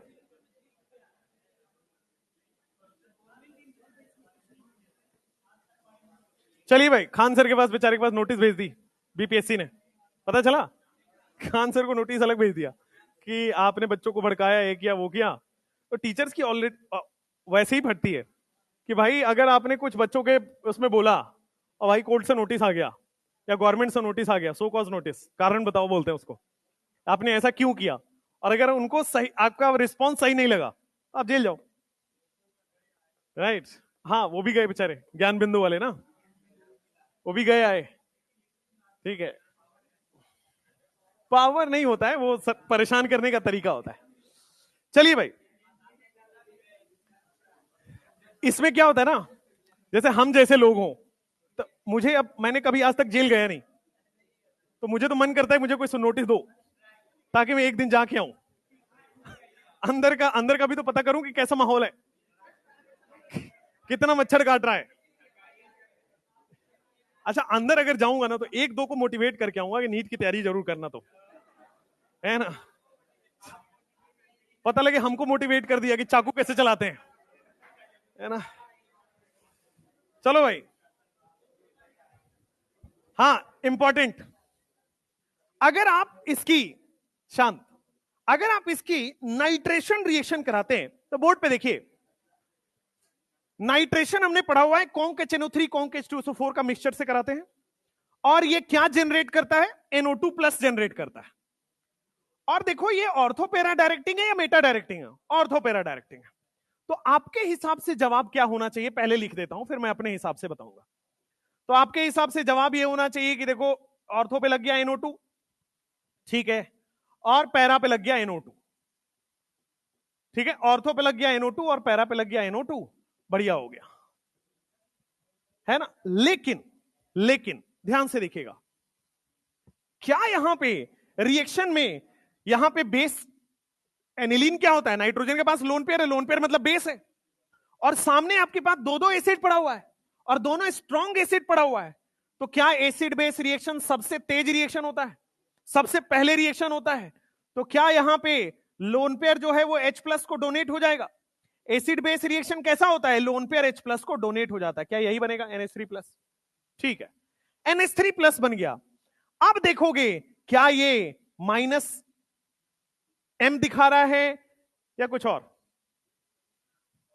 NH3+ इलेक्ट्रॉन विड्रॉइंग है या इलेक्ट्रॉन डोनेटिंग है, विड्रॉइंग है, कौन सा ग्रुप दिखा रहा है, -M बोल दिए ना बेटा, ये मेटा डायरेक्टिंग है बट ये -I दिखा रहा है, -M मतलब पाई बॉन्ड बनेगा, नाइट्रोजन के 5 बॉन्ड बन ही नहीं सकते, ठीक ना, ये बताया भी था आपको कि NH3+ do not so -M, तो ये -I दिखा रहा है, ओवरऑल क्या है ये, इलेक्ट्रॉन विड्रॉइंग, और इलेक्ट्रॉन विड्रॉइंग है तो कहां डायरेक्ट करेगा, ऑर्थो पैरा या मेटा, तो क्या यहां पे NO2 ग्रुप कहां लगना चाहिए, मेटा पर।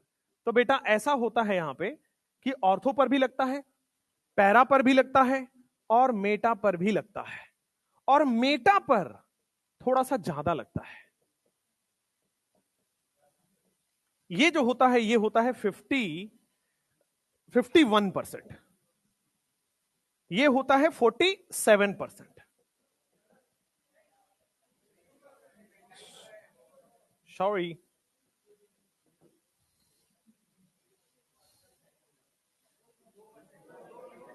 टोटल जोड़ो। अब आपका जवाब सवाल होना चाहिए कि भाई ऑर्थो पैरा डायरेक्टिंग में मेटा कैसे बन गया, because of acid base reaction. भाई ये तो NH2 ऑर्थो पैरा डायरेक्टिंग है, तो इसमें मेटा ज्यादा कैसे बन रहा है, और because of acid base reaction. एक और चीज आपको कंफ्यूज करता हूं, थोड़ा सा कंफ्यूज होने के लिए तैयार है। आप जरा ऑर्थो वाला प्रोडक्ट देखो, जो 2% वाला प्रोडक्ट है उसको देखो, क्या वहां H बॉन्ड हो रहा है कि नहीं हो रहा है, तो H बॉन्ड हो रहा है तो उसको मेजर होना चाहिए था, तो पैरा को काहे लिखा आपने मेजर, बनने के बाद होता है, वही तो, बनने के बाद अगर स्टेबल बन रहा है तो बनना चाहिए ज्यादा। हाँ इंट्रामोलिकुलर है तो और अच्छा होता है, नहीं सेम में ज्यादा अच्छा होता है हमेशा, नो वो बॉइलिंग पॉइंट के लिए आप अलग अलग बोलते हो।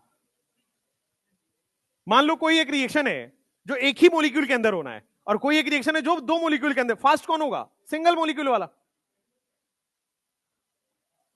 कहां रेजोनेंस है, तो ऊपर वाले में भी है, भाई आप मुझे बस ये आंसर दो कि आपने बता दिया कि भाई पैरा दूर दूर है 51% होगा, ये एसिड बेस रिएक्शन की वजह से 47 हो गया, ये 2% है। एक बार लिखो, जब तक आप लिखोगे नहीं ना इसको, 2% वाले प्रोडक्ट को लिखो। तो N यहां पे बन गया H, यहां पे बन गया H, फिर आपने बना दिया N double bond O coordinate bond O, क्या यही बनेगा?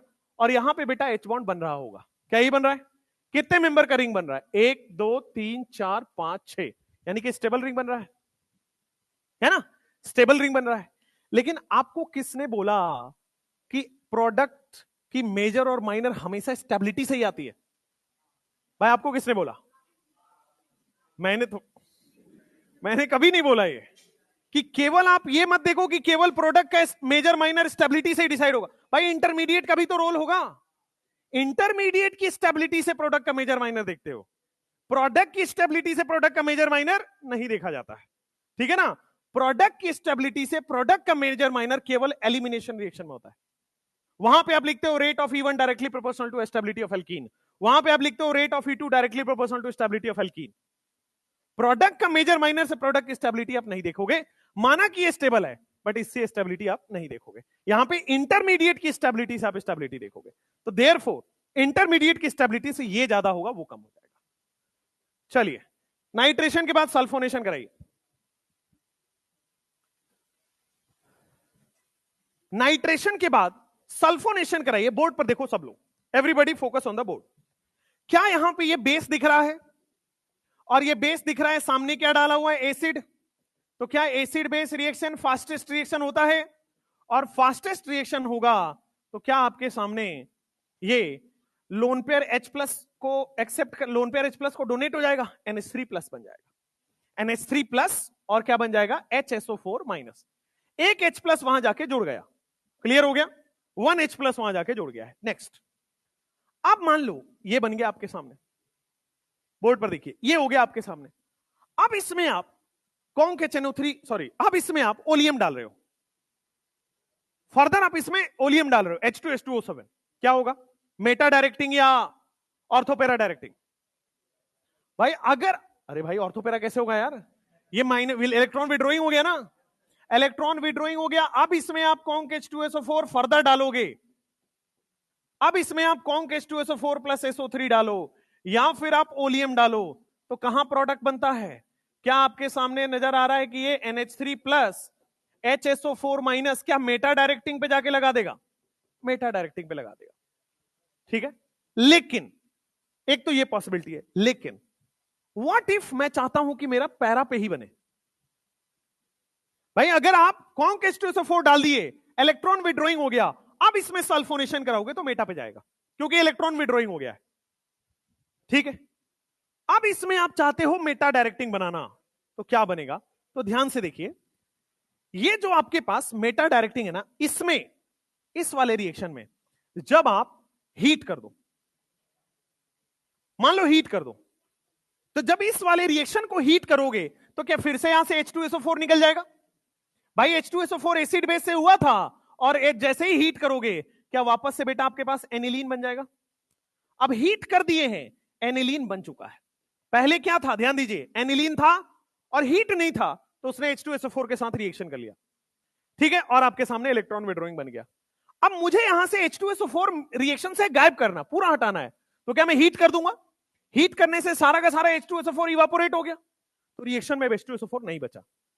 अब रिएक्शन में H2SO4 नहीं बचा, तब जब आप कॉन्क ये डालते हो, ओलियम डाल दो, ओलियम डाल दो, या उसको कॉन्क H2SO4 डाल दो, कुछ भी डाल दो, ओलियम लिख दो यहां पे, ओलियम डाल दो या कॉन्क H2SO4 डाल दो, ठीक है ना? हाँ, अब जब आप ये डालोगे तो क्या ये ऑर्थोपेरा डायरेक्टिंग है? अब क्योंकि अब रिएक्शन में एसिड नहीं है, एसिड हमने हीट करा के हटा दिया है, तो एसिड अब हीट करा के हटा दिया है, क्या बनेगा? तो ऑर्थोपेरा डायरेक्टिंग है। लेकिन बेटे अगर आप ऑर्थो पे लगाओगे तो क्या वो रिपल्सन करेगा? ऑर्थो पे कराओगे तो क्या माइनर बनेगा? बनेगा, बट माइनर बनेगा, माइनर बनेगा, छोड़ो, मेजर प्रोडक्ट बनाते हैं, क्या बन गया? SO3H बन गया।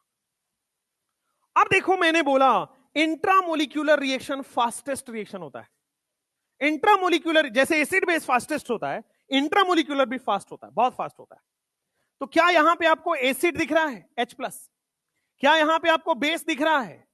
तो क्या आपस में ही एसिड बेस रिएक्शन कर लेगा? आपस में ही एसिड बेस रिएक्शन करेगा और जो फॉर्मेशन होता है, तो देखो क्या H प्लस जाके ये NH3 प्लस बना लेगा, यहां पे क्या ये SO3 माइनस बन रहा है, ये जो बन गया इसका नाम क्या होता है? Zwitter ion. Yes, zwitter ion. 2-3 बार तो कम से कम आया ही होगा, उम्मीद ऐसा रखता हूं, क्योंकि बहुत बार दिखा है PYQ में ज्विटर आयन फॉर्मेशन। इसमें ट्रिक इस्तेमाल हुआ है कि जब तक रिएक्शन में एसिड था तब तक वो मेटा डायरेक्टिंग हो जा रहा था, तो मेटा डायरेक्टिंग हमें नहीं चाहिए। हमें अगर मान लो ज्विटर आयन बनाना हो तो एसिड को रिएक्शन से गायब कर दो। एसिड कैसे गायब होगा? हीट कर दो। हीट कर दोगे H2SO4 क्या करेगा? वेपर बना के निकल गया। अब वो ऑर्थो पैरा हो गया। ऑर्थो नहीं बनेगा, माइनर है, पैरा बन जाएगा, ज्विटर आयन बन जाएगा।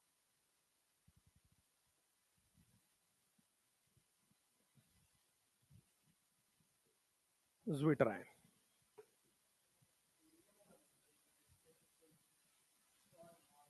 और बेटा ओलियम लिखा होता है या फिर कॉन्क H2SO4 लिखा होता है। जब कॉन्क H2SO4 लिखा है, SO3 हिडन है उसमें, लिखा नहीं है, तो बाय डिफॉल्ट आपको वो समझना है कि सल्फोनेशन जब होगा तो वो H2SO4 SO3 से ही होगा।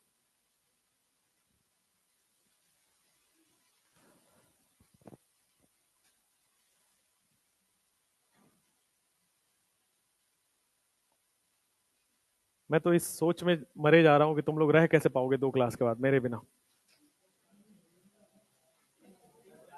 मुझे तुम्हारी ज्यादा फिक्र है यार, हम कैसे रहेंगे?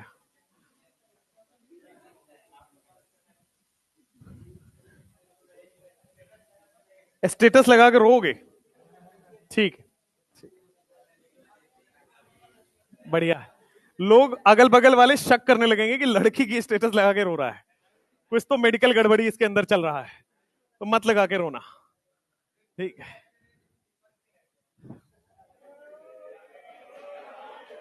ये तो यार लड़कों से चिपकने की बात कर रहा है ये। चलो भाई, फ्रीडल क्राफ्ट रिएक्शन। अब देखो फ्रीडल क्राफ्ट रिएक्शन इतना अच्छा है कि भाई ये रिएक्शन ही नहीं देता। बहुत अच्छा है ये। पता है क्यों? क्यों नहीं देगा? खुद सोच के बताओ,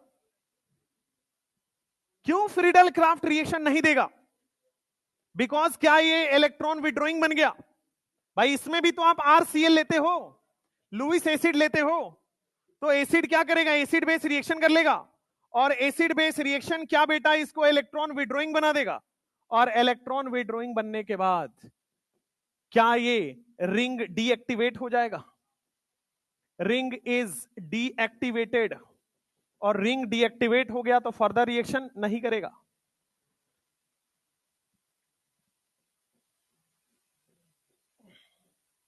ring is deactivated, so further reaction नहीं करेगा।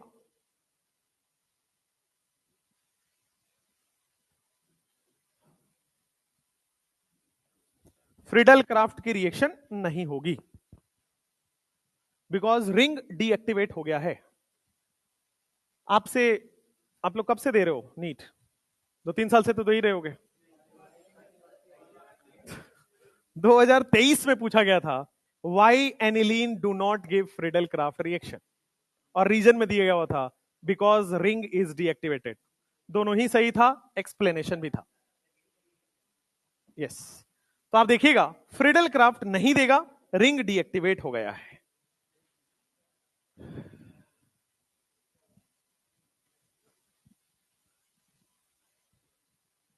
जो आपका अमीन है वो इतना ही है। हाँ, अब डाइअजोनियम है, वो भी अमीन ही है, डाइअजोनियम है। तो अलग टॉपिक के साथ फिर से सेम चैप्टर स्टार्ट होगा, डाइअजोनियम। डाइअजोनियम भी बहुत छोटा है, मैं उतना ही पढ़ूंगा जितना आपके एनसीईआरटी में, उससे बाहर नहीं पढ़ूंगा। हाँ, तो पहले ये हो जाए, फिर ईथर, बायोमोलिक्यूल, पीओसी। नहीं भाई, मेरी भी क्लास है नीचे, ऊपर बुला लें। फिर तुम देखते हो ना, वो सब एकदम क्रांतिकारी लोग हैं। B1 बैच में पढ़ाना, हमें मेडल मिलना चाहिए कि हम उसमें पढ़ा पाए, ठीक है? पढ़ा पाए, पूरे साल भर उसमें समय दे दिया हमने, तो हाँ हाँ, अरे बहुत क्रांतिकारी हैं सब, गजब के क्रांतिकारी लोग। और ये सेम बात मैं नीचे वाले में तुम्हारे बारे में बोलता हूं, ठीक है।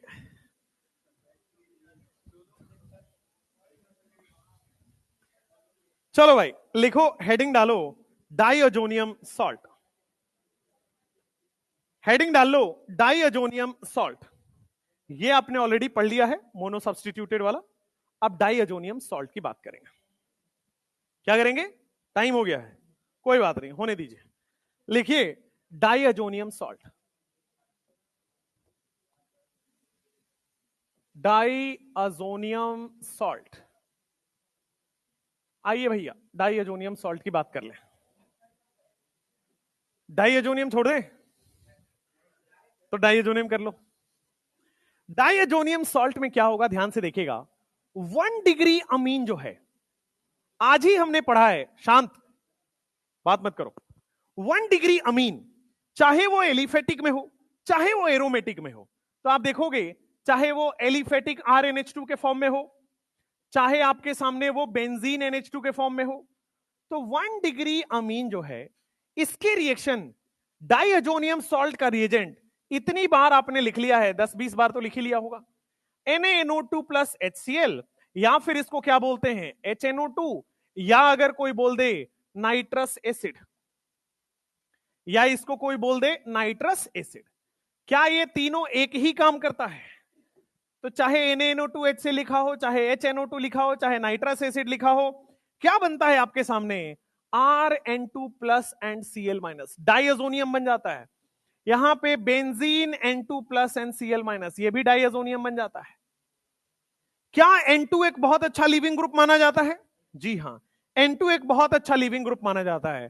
तो N2 हमेशा लीव करता है, लेकिन सामने वाले के इलेक्ट्रॉन लेके लीव करता है। लीविंग ग्रुप जाएगा लेकिन अपनी यादें छोड़ जाएगा। सिमिलरली ये लिविंग ग्रुप जाएगा तो क्या बेटा, ये भी सारा लेके चला जाएगा। बहुत बढ़िया। तो यहां पे आपके पास R प्लस बनता है। जो फर्दर एल्कोहल डालोगे, मान लो फर्दर इसमें H2O डाल दिया, तो क्या बन गया आपके सामने? ROH।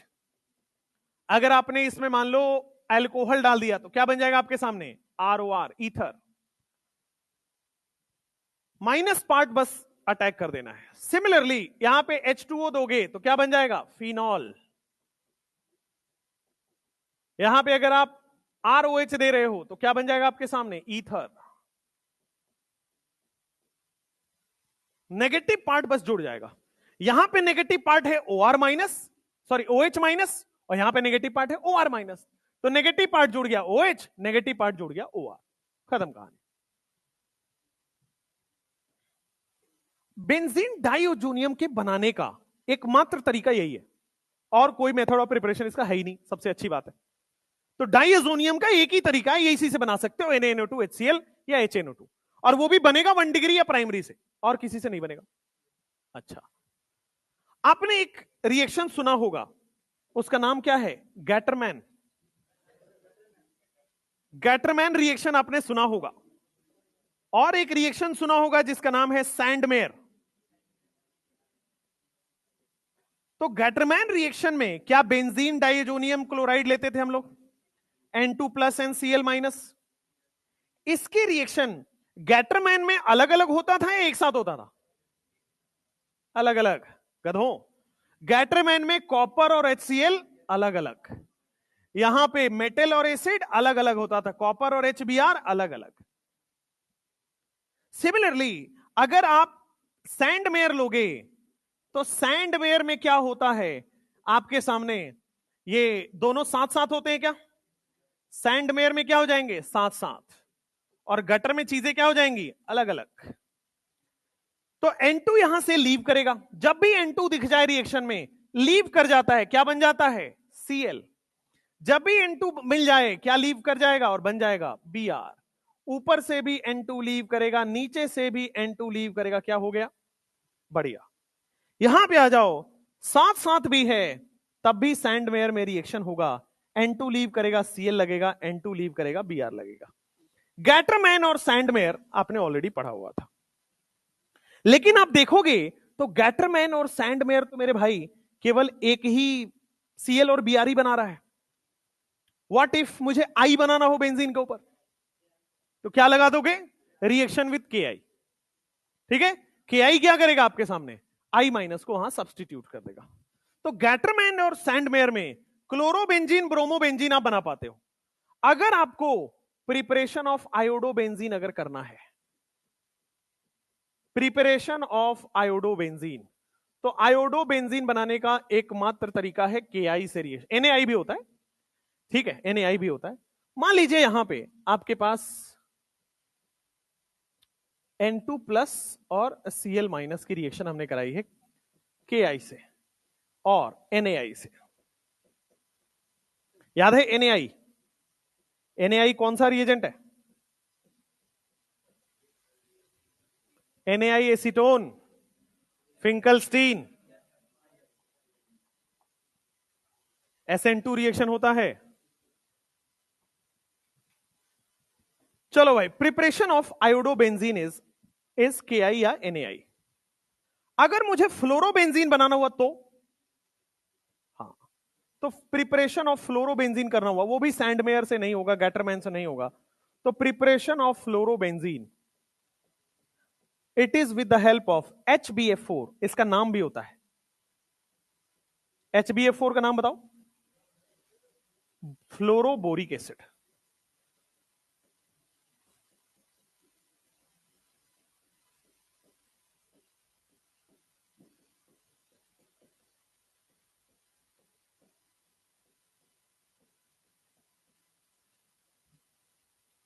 HbF4 fluoroboric acid.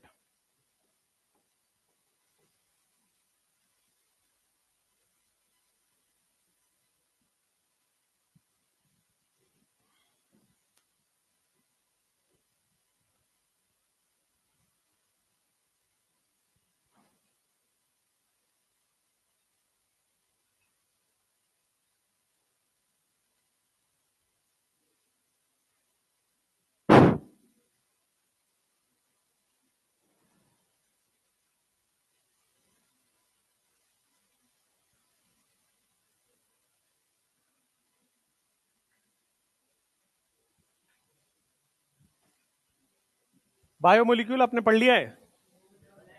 अच्छे से पढ़ लिया आपने? अमीनो एसिड पढ़ा है?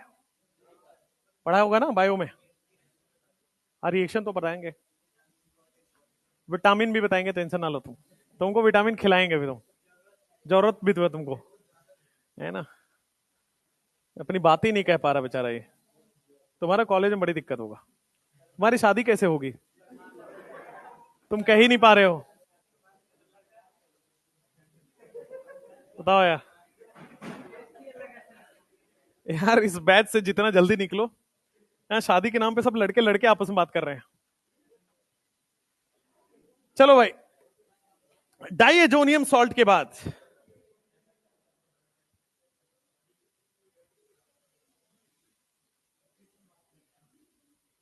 जल्दी लिखो, जल्दी फटाफट।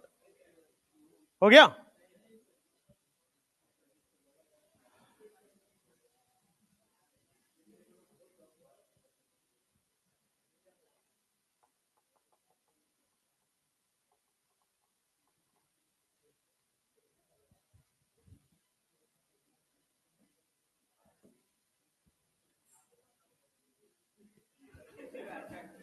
ये जो धीरे धीरे बोल देता है ना, ये देख रहे हो? देखो मैं आपको बार बार समझा देता हूं, एक बार दोबारा बता देता हूं। शादी का खुश रहने से कोई लेना देना नहीं है, इसलिए खुश रहिए, ज्यादा बढ़िया रहेगा। बीएन सर तो बेचारे खुद ही सताए हुए लोग हैं, क्या बताएंगे वो। हम लोग कल फोन करते रह गए, बीएन सर बाहर आओ, बीएन सर घर के बाहर आओ, है ना? एक हमारा जगह है टपरी उपरी के आसपास, हम लोग मिलते हैं सारे सारे लोग। तो टपरी जानते हो? टपरी इज जहां चाय वो मिलता है, और जो थोड़ा हिडन जगह हो, है ना? तो जो थोड़ा डिफरेंट हो, मतलब शहर के बाहरी कॉर्नर पे हो, है ना? तो वहां पे मिलते हैं और उसकी शुरुआत, एक ग्रुप है हमारी, उसमें शुरुआत करते हैं सुधांशु से, लिखेंगे हाय, बस ये कोड वर्ड है, ये कोड वर्ड है कि टपरी पे मिलना है अगले आधे घंटे में, ठीक है। और अगर किसी मैरिड ने हेलो लिख दिया, इसका मतलब अलाउड नहीं है उनको घर से बाहर निकलना, समझ गए, दूसरी वाली पार्टी कहीं इंगेज है। तो वही बात है कि तो फिर हम लोग समझ जाते ठीक है, अब हम यहां पे बस थंबनेल से, ठीक है, अपना तो कोई पूछने वाला है नहीं, बस क्लास नहीं होनी चाहिए, है ना, गाड़ी उठाओ निकल जाओ। तो मैं जनरली संडे को बाइक निकालता हूं और बाइक से पूरे शहर का एक चक्कर मार ही लेता हूं। कौन सी? अरे हार्ले डेविडसन, बट नहीं नहीं, हार्ले डेविडसन नहीं है। हार्ले की तुमने जो वीडियो देखी है वो मेरे पास 2021 में थी, फिर मैंने उसको सेल कर दी। Harley is not a good bike to drive, मैं बता देता हूं आपको, दैट वो इतनी इंजन हीट होती है, उससे बहुत सारी आपको बीमारियां होती है, राइट। आपको थाइस प्रॉब्लम होते हैं, आपके वेन्स ना धीरे धीरे जलना स्टार्ट हो जाते हैं थाइस के, ठीक है, इट्स वेरी, बहुत ज्यादा हीट प्रोड्यूस करता है। बट ल्यूना, ल्यूना अभी हमारे किस्मत में नहीं है, मैं उतना बड़ा अभी नहीं बना हूं, है ना। हार्ले तुम खरीद सकते हो अपने कॉलेज में, थोड़ा शो ऑफ के लिए अच्छी गाड़ी है वो, अगर आप कहीं से पास करोगे, जैसे हर करके निकलती है ना वो, तो थोड़ा मजा आता है आपको देख के कि सारे लोग अपना अपना काम छोड़ के यूं देख रहे हैं, अच्छा गया कौन। ये कॉलेज तक ठीक है, लेकिन उसके बाद जब थोड़ा टीचर वीचर बन जाओगे तो थोड़ा सभ्य रहना पड़ता है, ठीक है, तो सभ्य में थोड़ा ठीक नहीं है। कॉलेज में बाइक रख सकते हो, हाँ, कॉलेज में आपकी मर्जी होती है भाई, आप बाइक अपना रख सकते हो। ध्यान दीजिए, बोर्ड पर आओ, हाँ हाँ, तुम लोग भटका देते हो, बोर्ड पर आओ। मान लो डाइएजोनियम सॉल्ट है, कोई बात नहीं, मान लो डाइएजोनियम सॉल्ट आपके पास दिया गया है, और डाइएजोनियम सॉल्ट में मुझे बनाना है, डाइएजोनियम सॉल्ट में मुझे वहां पे H लगाना है, N2 प्लस और Cl माइनस है। मान लीजिए डाइएजोनियम सॉल्ट में H लगाना है, तो कोई एसिड ले लो, एसिड क्या करेगा वहां पे? H प्रोवाइड करेगा। तो वहां पे हम लोग लेते हैं H3PO2 स्लैश एक्वस मीडियम में लेते हैं। तो H प्रोवाइडर मीडियम ले लोगे तो आपके पास N2 रिलीज हो जाएगा और वहां पे H लग जाएगा। We need just H provider medium. तो डाइएजोनियम सॉल्ट में H प्रोवाइडर मीडियम लेंगे तो आपका काम हो जाएगा। नेक्स्ट, अब नेक्स्ट लिख लो भाई, लिख लो लिख लो, तुम्हारा ही क्लास है, तुम्हारा ही टाइम है।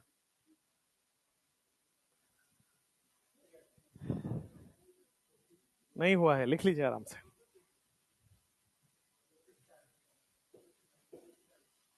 अब देखो यहां पे, मान लो इस H को आप OH से रिप्लेस करना चाहते हो, ठीक है ना, तो नेक्स्ट आएगा रिप्लेसमेंट बाय OH ग्रुप।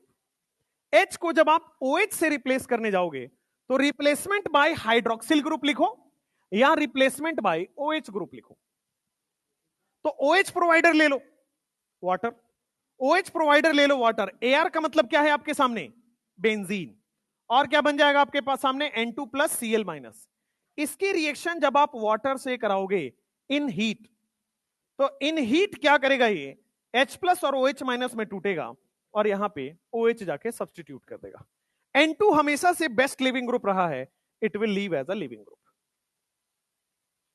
तो अगर H लगाना है तो एसिड प्लस वाटर, अगर OH लगाना है नॉर्मल वाटर, अगर मान लो NO2 लगाना है,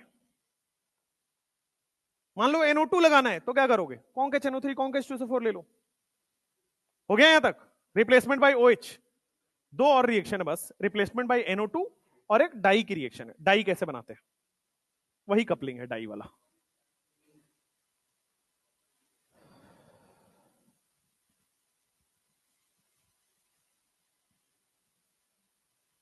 रिप्लेसमेंट बाय OH, आप देख लो replacement by NO2 group. NO2 group में यहां पे आपको क्या करना है, मान लीजिए आप यहां पे कॉन्क H2SO4 और कॉन्क HNO3 ले लेते हो।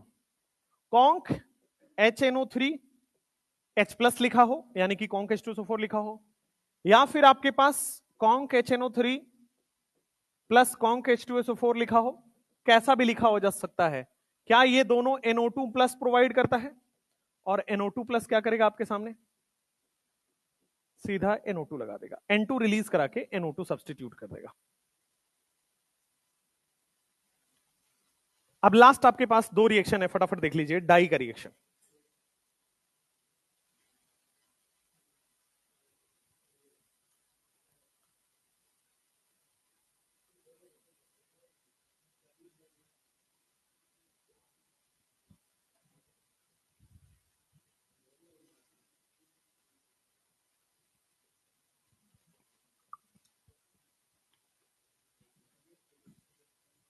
हाँ लास्ट ये रिएक्शन है, डाई बनता है इससे। ध्यान से देखिए, आपके पास ये बेंजीन डाइएजोनियम क्लोराइड है, बेंजीन डाइएजोनियम क्लोराइड, इसकी रिएक्शन हम कराते हैं फिनॉल से। तो होता क्या है, ध्यान दीजिए, फिनॉल का जो पैरा हाइड्रोजन है, फिनॉल का पैरा हाइड्रोजन ये रिएक्शन करता है बेंजीन डाइएजोनियम से। तो देखो, फिनॉल का पैरा हाइड्रोजन बेंजीन के डाइएजोनियम से रिएक्शन करके HCl निकाल देता है। ठीक है, तो अब देखो आपके पास बना क्या, तो जो बना है यहां पे बेंजीन है, N डबल बॉन्ड N है, और फिर क्या ये पैरा पे जाके जुड़ जाएगा, और पैरा पे जुड़ के क्या यहां OH बन रहा है, this is para azo benzene, para azo phenol, sorry para azo phenol. Para पे एजो फिनॉल लगा हुआ है, पैरा एजो, पैरा पे एजो लगा हुआ है, ठीक है, और फिर फिनॉल है। सिमिलरली यहां पे उसका जनरल नाम लिखा है पैरा एजो फिनॉल। यहां पे आओगे तो जब इसकी एनिलीन से रिएक्शन कराओगे तो पैरा पोजीशन से हाइड्रोजन चला जाएगा, और पैरा पोजीशन से हाइड्रोजन जाएगा तो देखो यहां पे N डबल बॉन्ड N, और ये बेंजीन बन गया, और यहां पे क्या बन गया है, NH2। तो क्या यहां पे कॉमन नेम लिखोगे तो पैरा एजो, और ये पूरा कंपाउंड क्या है, एनिलीन। तो para azo phenol, para azo aniline. ये जो पैरा एजो फिनॉल है, ये पैरा एजो एनिलीन है, ये क्या है, दे आर डाइज, ये डाई बनाते हैं। वही डाई जो बालों में आप लगाते हो, कपड़ों में जो आप डाई कराते हो, ये ऑरेंज डाई होता है, ऑरेंज कलर का डाई होता है। This is dye of orange colour. फटाफट इसको लिखिए।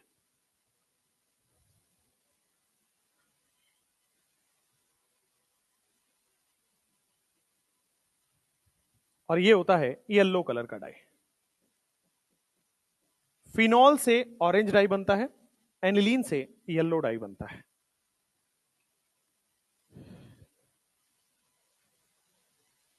कल हम लोग ईथर पढ़ेंगे स्टार्टिंग में कुछ समय, और फिर बायोमोलिक्यूल स्टार्ट कर लेंगे। बायोमोलिक्यूल में कार्बोहाइड्रेट स्टार्ट करेंगे।